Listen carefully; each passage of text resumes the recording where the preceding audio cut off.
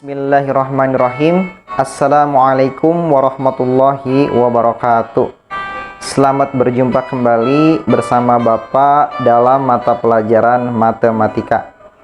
Di pembahasan kelas 7 kali ini, Bapak akan membahas tentang materi aritmatika sosial.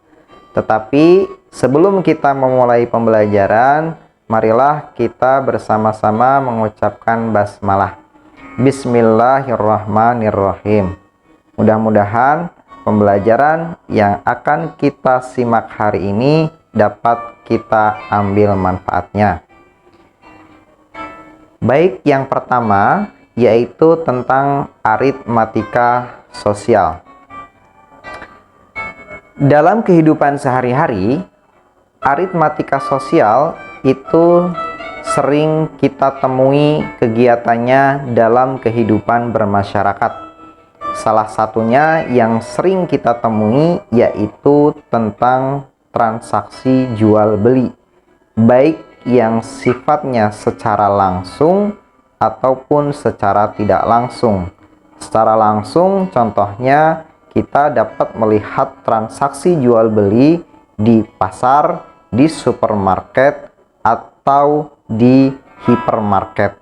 Dan yang secara tidak langsung, yang sekarang kita sedang zaman mobile handphone, itu dagang bisa dibeli dari online shop.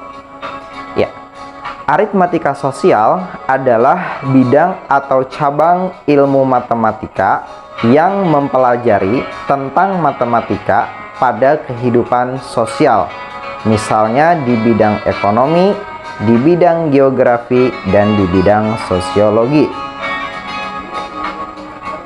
Kita dapat lihat di sini beberapa contoh dokumentasi kegiatan transaksi jual beli atau kegiatan aritmatika sosial yang sering kita temui. Ini ada beberapa contoh. Ada contoh transaksi jual beli di pasar nelayan, di pasar umum. Ya, ini kita lihat beberapa jual beli. Di pertemuan kali ini ada beberapa contoh soal yang berkaitan dengan aritmatika sosial. Bapak beri ilustrasinya yang berkaitan dengan aritmatika sosial. Contoh, seorang pemilik toko menjual satu kotak karet penghapus dengan harga Rp8.400. Ternyata dalam satu kotak terdapat 12 buah karet penghapus. Seseorang membeli sebuah karet penghapus dan pemilik toko menjualnya dengan harga Rp700. Dalam hal ini, satu kotak karet penghapus itu tadi dihargai dengan Rp8.400, disebut sebagai nilai keseluruhan, sedangkan harga satu buah karet penghapus dengan harga Rp700 itu disebut sebagai nilai per unit, ya. Oke. Nilai keseluruhan itu bisa didefinisikan sebagai banyaknya nilai unit atau banyaknya unit dikali dengan nilai per unit. Atau bisa juga nilai per unit itu didefinisikan sebagai nilai keseluruhan dibagi banyaknya unit. Ya, nilai keseluruhan dibagi banyak unit. Itu disebut sebagai nilai per unit. Berikutnya, ini ada contoh soal.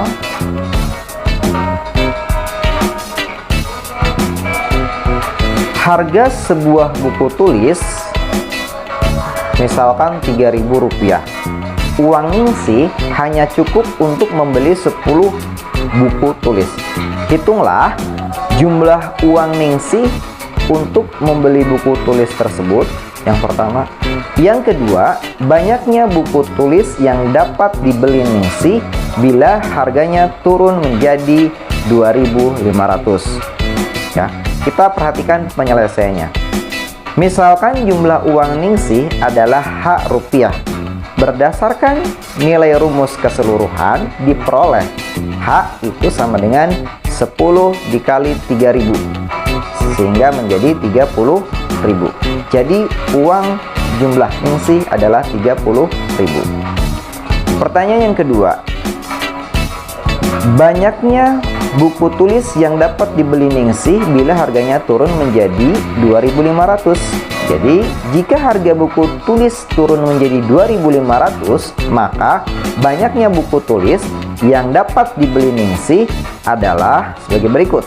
Banyaknya buku tulis berarti 30.000 dibagi 2.500. Jadi berapa?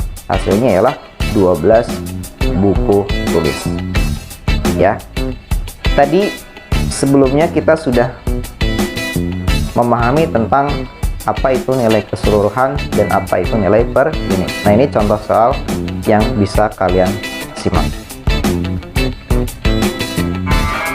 Berikutnya ada istilah lagi dalam aritmatika sosial, itu berkaitan dengan harga jual, harga beli, laba atau untung, dan rugi. Harga jual, harga barang yang ditetapkan oleh pedagang kepada pembeli.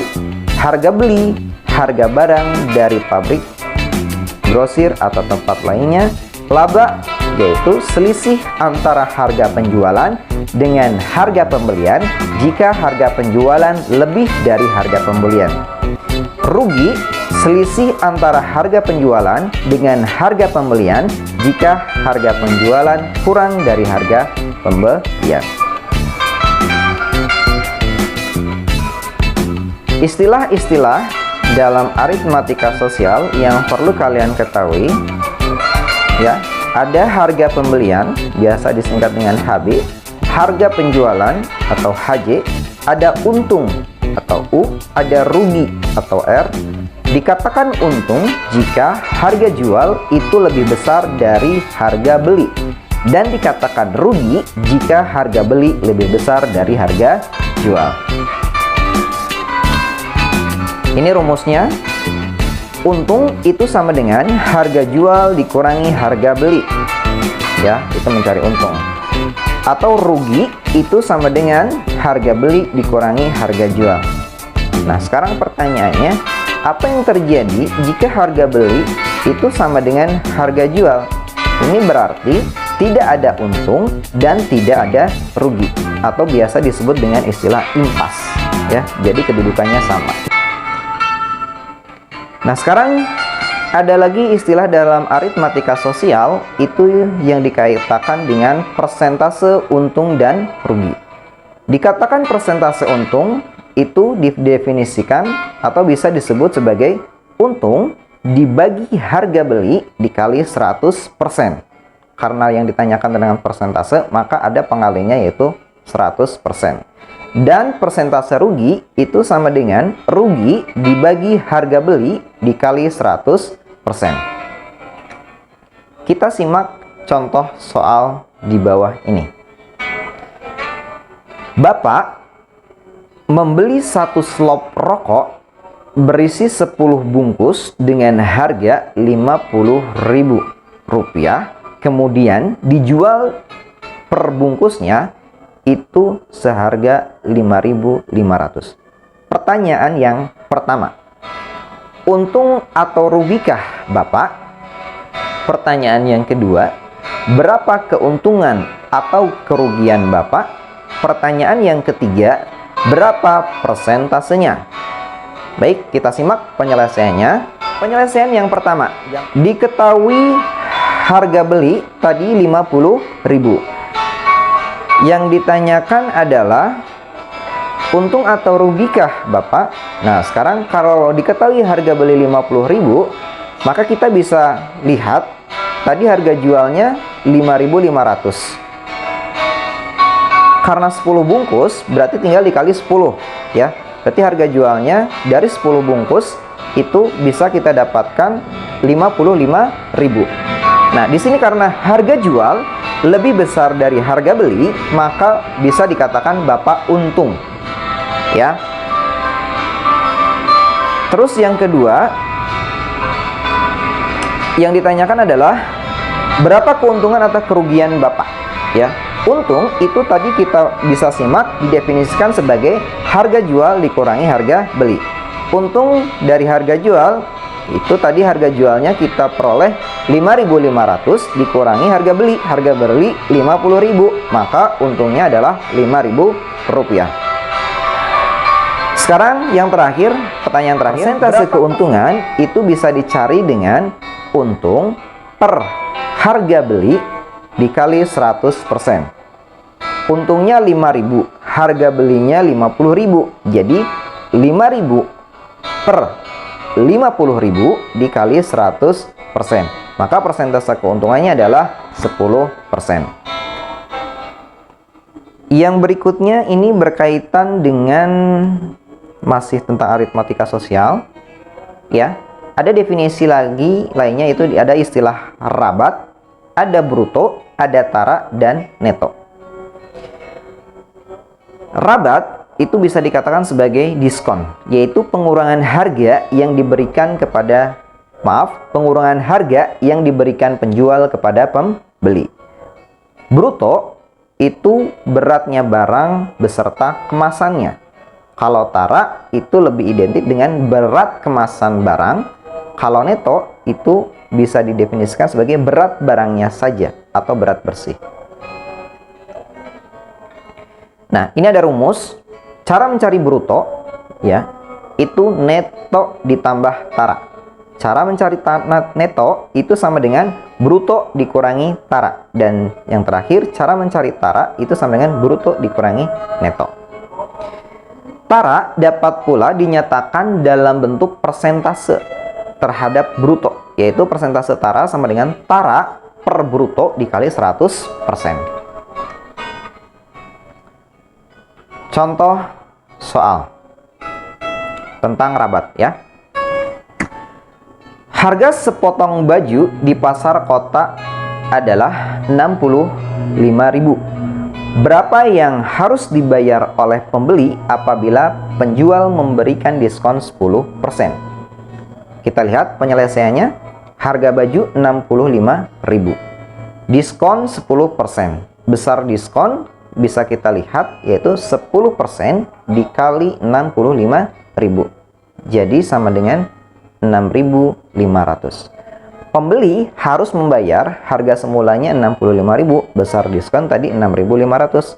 Berarti 65.000 dikurangi 6.500 itu sebesar 58.500 rupiah. Tentang diskon.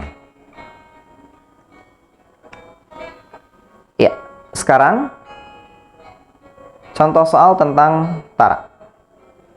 Ali mempunyai sekaleng obat serangga. Pada kaleng tersebut tertera neto 640 gram. Setelah obat serangga tersebut habis, Ali menimbang berat kalengnya. Ternyata berat kaleng obat serangga tersebut adalah 160 gram. Pertanyaannya, tentukan persentase tara obat serangga tersebut. Diketahui neto, tadi penyelesaiannya ya, Bapak ulangi. Diketahui neto 640 gram. Oleh karena berat kaleng tadi 160 gram, maka tara obat serangga tersebut adalah 160 gram. Berat kalengnya saja.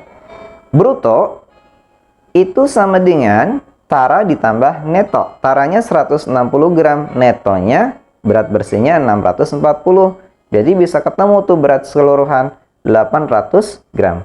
Jadi persentase taranya yaitu sama dengan tara dibagi bruto dikali 100%. Jadi 160 per 800 dikali 100%. Yaitu ketemu nilainya 20%. Dengan demikian persentase tara obat tersebut adalah 20%.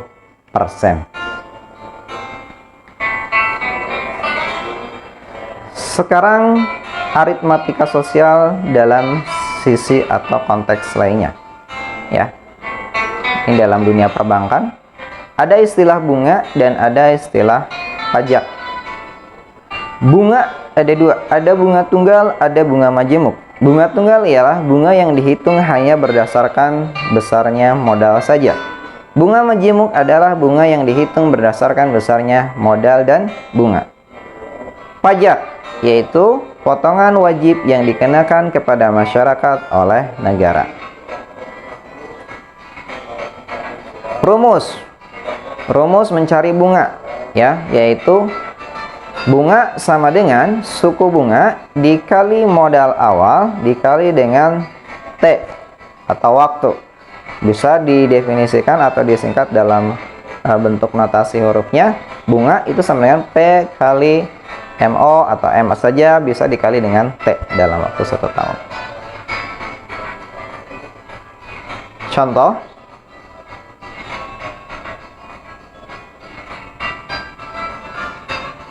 Vega menyimpan uang di bank sebesar 2 juta rupiah dengan suku bunga 18% setahun dengan bunga tunggal. Ya, Bapak ulangi. Vega menyimpan uang di bank sebesar 2 juta rupiah dengan suku bunga 18% setahun dengan bunga tunggal. Tentukan pertanyaan pertama, besarnya bunga pada akhir bunga pertama. Jika besar bunga adalah 180.000, berapa lamakah ia menabung? Nah, ini yang lebih ke waktu ya, pertanyaan keduanya. Tadi modal awal kita selesaikan dari pertanyaan pertama dulu. Modal awalnya adalah 2 juta.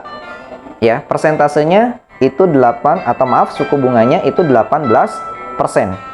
Waktunya 1 bulan. Ya, besarnya bunga pada akhir bunga pertama.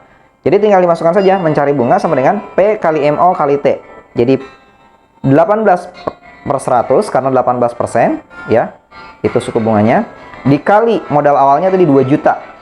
Dikali waktunya karena 1 bulan, jadi hitungannya per tahun ya, 1/12. Jadi hasilnya adalah 30.000 rupiah. Jawaban yang pertama, bunganya itu adalah 30.000 rupiah dalam akhir bunga pertama. Yang kedua, modal awal 2 juta, terus suku bunga 18%, bunganya 180.000. Itu dalam waktu berapa?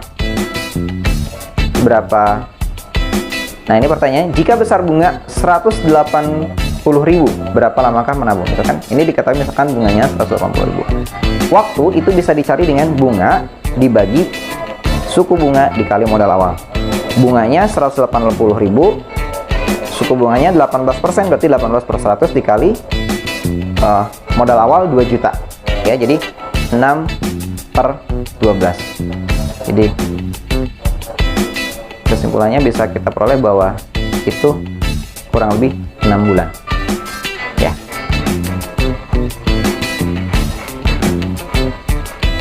Nah, sekarang untuk tugas di rumah, kalian bisa